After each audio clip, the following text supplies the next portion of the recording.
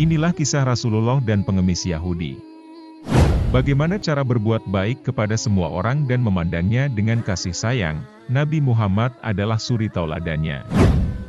Berkat keluhuran akhlak Nabi, orang-orang berbondong-bondong masuk Islam dan mengikuti ajarannya.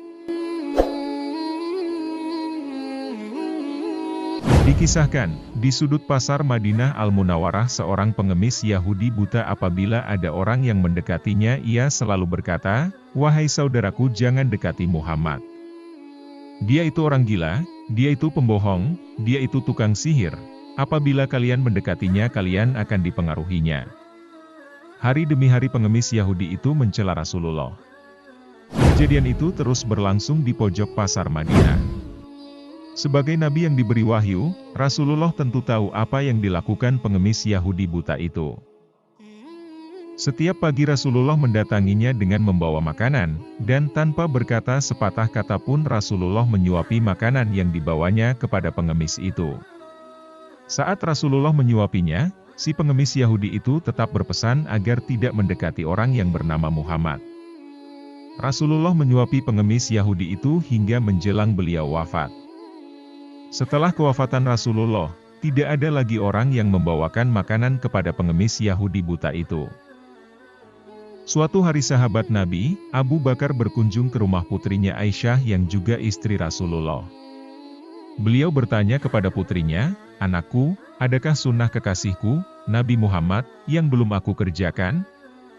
Aisyah menjawab, "Wahai ayah engkau adalah seorang ahli sunnah hampir tidak ada satu sunnah pun yang belum ayah lakukan kecuali satu sunnah saja."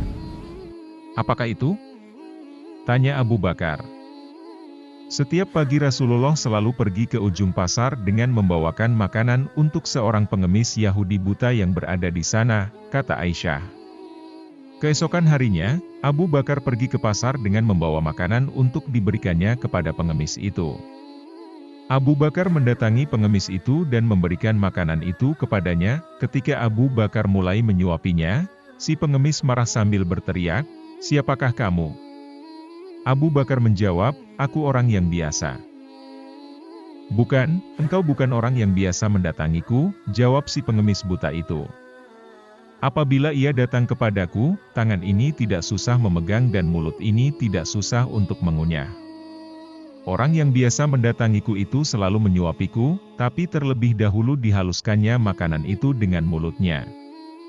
Setelah itu ia berikan padaku," kata pengemis itu melanjutkan perkataannya.